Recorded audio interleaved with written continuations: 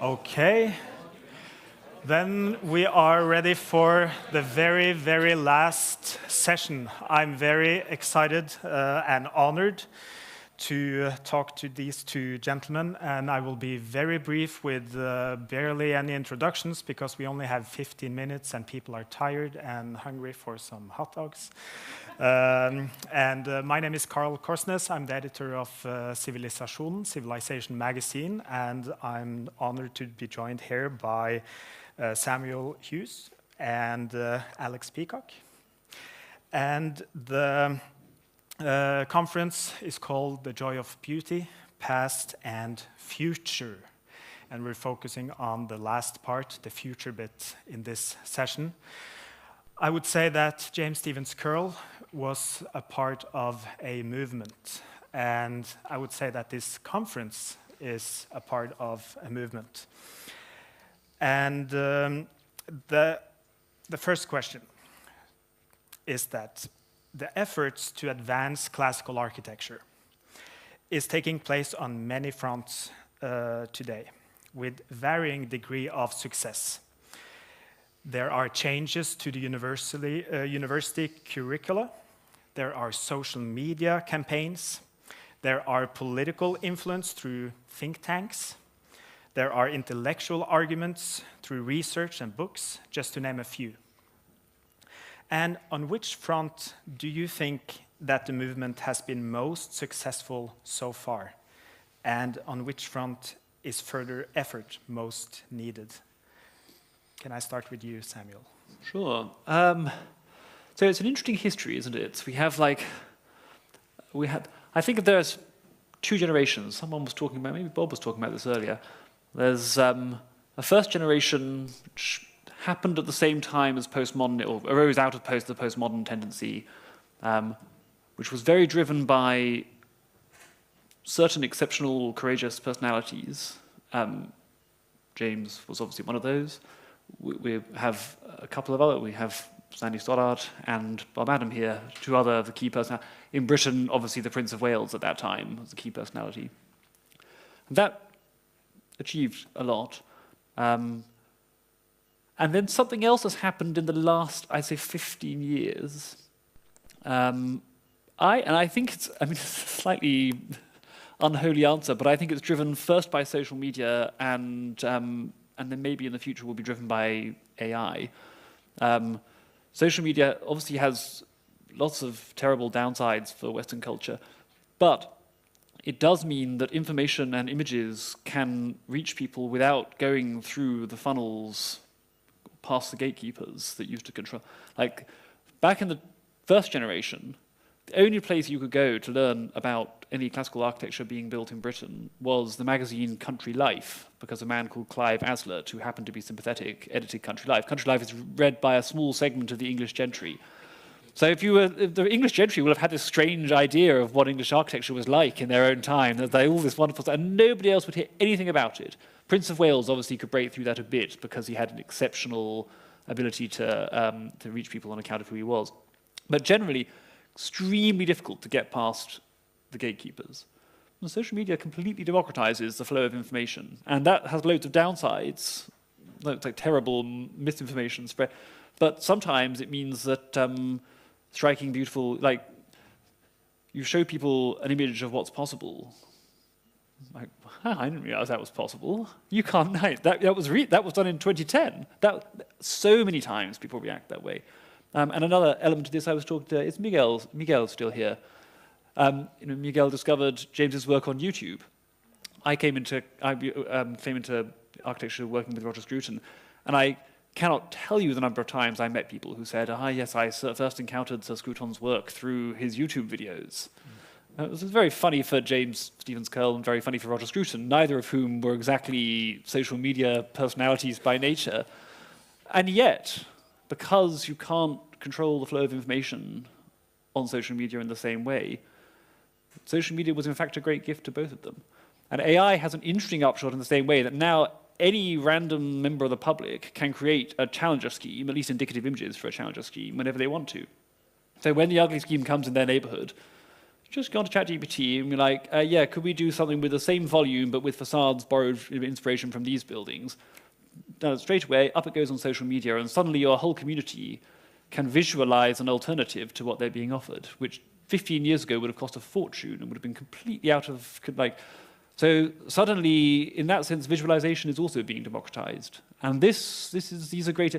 Now, the place where there's loads still to do will be, that enables you to reach a very large number of people, and we are reaching a very large number of people, the general mood. Things, I think, within institutions is where work still has to happen. Within institutions, it hasn't changed so much from 15 years ago. The mood outside has changed a great deal, the mood within is still quite similar. And education's probably number one, especially in Europe. In the States, they have Notre Dame and Catholic University of America and several other places now which have achieved a huge amount and have changed the way that architecture works in America. In Europe, we have this extraordinary environment of summer schools. Really shows the appetite exists, and these things, popping up everywhere. But until you can actually qualify this way, you're really asking people to self-educate. It's a massive burden to place on a young person that you're going to have to take all these professional hits, you're going to have to educate yourself, you're going to have to give up all your holidays to go on these courses, and then they're still not going to be properly credentialized. So I think probably the education system is the highest priority. Sorry, that was a long answer. Oh, it was obviously I think about this a lot. Yeah, thank you very much. Alex? Yeah, well, you've covered a lot there. But personally, I would say the best achievement for the pushing of classical architecture is the summer schools. I mean, I've been to 2 of them, and well, that's how I was introduced to all of this. And I feel like almost everyone who attends these summer schools then ends up knowing a lot more than in the period of, say, 2 or 3 weeks than an entire degree would give you. But when it comes to the sort of fronts that we need to push more on, I would say it's planning, sort of government regulations and stuff. It's all well and good to have a full education, to be able to draw perfect proportions, to know the whole history of classical architecture. It's all well and good, but ultimately some planning officer can just reject it. And it doesn't matter. The whole education does not matter in that moment. If there's been so many projects, our practice that were beautiful designs, lovely, lovely designs, but some unelected bureaucrat can say no, and that's it. It has to be modern then. So I think if you want to actually revive classical architecture, you're going to have to get into the sort of real mechanisms of power, like these sort of unelected systems, which, it's quite a bit harder than sort of starting up your own summer school. It feels very successful to have these summer schools, and they're certainly far better than nothing, because there was none, say, 20 years ago.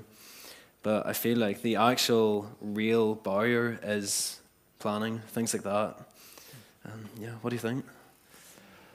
I think in England, I don't have a very considered view on this. I think in England it is probably more. So a lot of other countries have zoning systems where there's less scope for.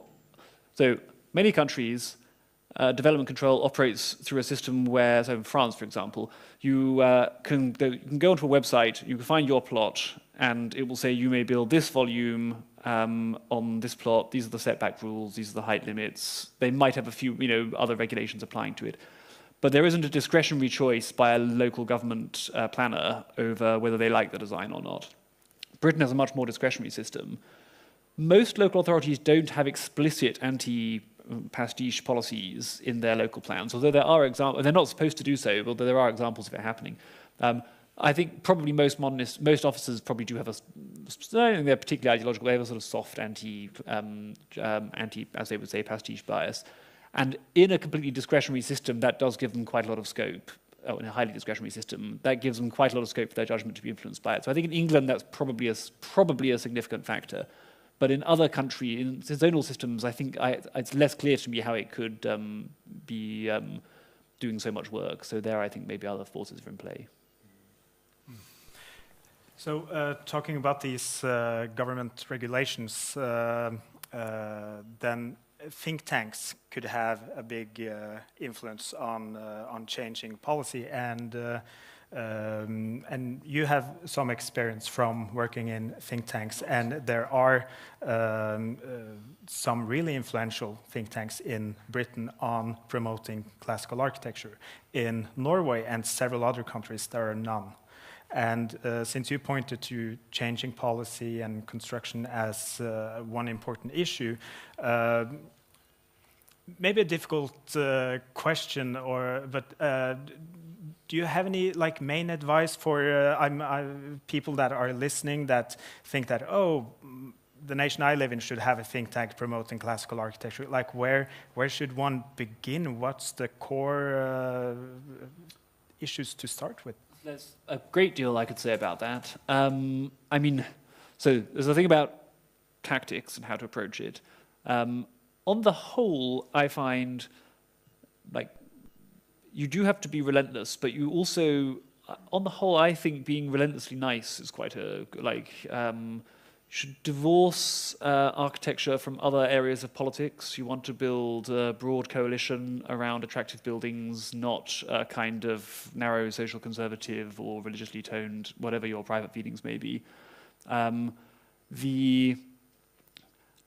Create Streets has been very successful in Britain in the last 10 years, 10, 15 years, and that's optimism, focus on data, focus on urbanism, focus on the vernacular, focus on empirical evidence around health, well-being, popularity, sustainability. You can build a much broader alliance around this than you can with most other ways of approaching the issue. In terms of, I mean, it's actually not very hard to persuade elected politicians. Elected politicians are just normal people. I mean, certainly local councillors are just normal people, and national politicians are much more normal than people think. They are often quite receptive. They deal with their constituents all the time, their constituents being blighted by ugly places. They're not, very few of them will really have design elite backgrounds or mentalities. So I don't think it's that hard to reach elected officials.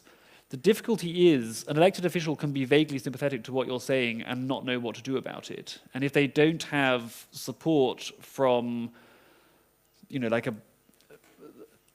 most of the work on development control is always done by masses of government employees, planners and civil servants, which is not a bad thing, not bad people, but those people have so much more specialist knowledge than the politicians. They have so much more time, there are so many more of them, that a lot of what you have to do if you're working with politicians is think quite carefully about exactly what the politician can do to effectively steer the machine that they in theory are operating. Because if they don't have really good, if you can't help them to know exactly what they need to do to bring about change, they won't know what, they'll say, yeah, great idea, love it, I'm pro-beauty, I want us to have beautiful buildings. And then they'll say to their team of planners, they'll be like, we want to have more beautiful buildings, and the planners will be like, okay, that's, and then it will they'll be distracted by something else, or the planners will implement the idea of beauty in such a way that doesn't have any effect in practice, so in the short term, think very carefully about exactly what tools to give your politicians. Persuading politicians is relatively easy. Giving them the right tools to get their officials to do something is more difficult. And then your long-term objective is to try and change minds within the bureaucracy, or this is why I think education is important. Once you have people coming from planning schools who are more sympathetic or more open-minded about this, people working full-time on this with a technical background, then it's going to be much easier to sustain change. Thank you so much. That was really useful. I'm hoping people are listening and getting inspired to start their own think tank in different places. The final question is also into some strategy, and I want to start with you, Alex, on that one. So many advocates of classical architecture emphasize environmental arguments. For example, that it's more sustainable to build with natural materials meant to last for centuries, or that cities are better served by human-centered planning than by car-centered planning. At the same time, many of the requirements and regulations that make classical architecture difficult are presumably justified on climate and environmental grounds.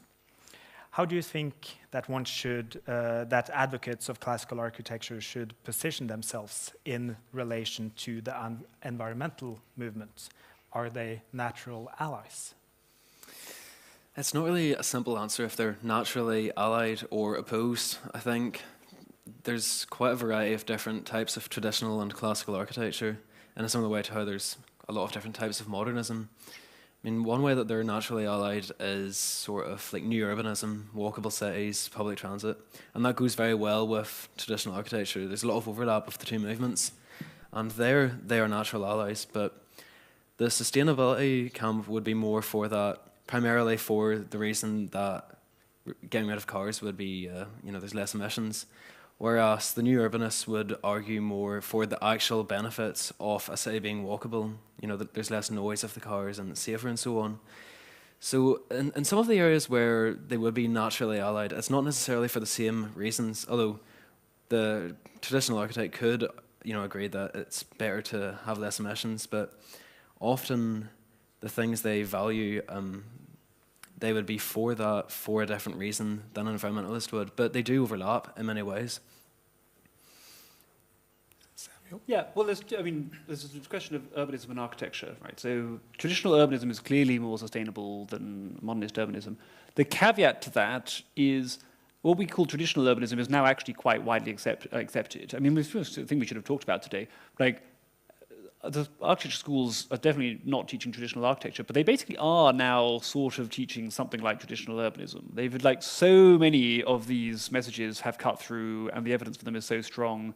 And if you look at the stuff the British government produces, the Manual for Streets or the Urban Design Compendium or whatever, these documents, they could really have been written by Bob pretty much. They remarkably similar, and they're not really. So urbanism definitely.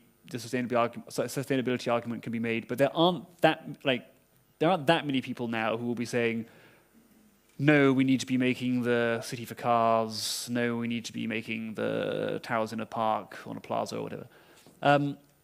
Architecture, I have a view which won't be the view of everyone here, which you will have seen a bit in my talk earlier, that I am perfectly happy with many features of modern building. I don't mind buildings having steel frames or making use of lots of ingenious technologies that have been produced in the last 200 years. Now, I see traditional architecture like is a matter mostly of appearance, but I think appearances are extremely important. This is what Roger Scruton said: the sovereignty of appearances. And when you're told, oh, you only care about facades, you don't really care about architecture, you think that's a real indictment of the person saying that they don't care about the aspect that a building presents onto the public realm. Now, if you're superficial like me, you think that appearances are the key vector that we're talking about in this particular case, then there's not, actually, on the whole, you can make a building with traditional appearances which meets high specs on environmental criteria, and you can make a building with a modernist appearance which has high environment. There will be occasional points of tension. So there are points about shapes of windows. There are points about wanting to have a very simple volume, or these kinds of perceived house kind. But architects are very clever. A good architect can solve these design challenges. We've solved millions of design challenges using the classical language of architecture before. I think we can solve the particular problems that sustainable design throws up now. So my view is sort of neither natural allies nor enemies. They can sit alongside totally fine, and we don't need to worry about it too much. We just need to be creative and clever in order to find solutions that are faithful to the classical language, and which also meet environmental standards that it's important to meet. Perfect. Thank you so much to both of you for sharing your thoughts on the future of classical architecture, and I hope that will lead to good conversations among all of you about where to go in the future. Thank you so much. Thank you.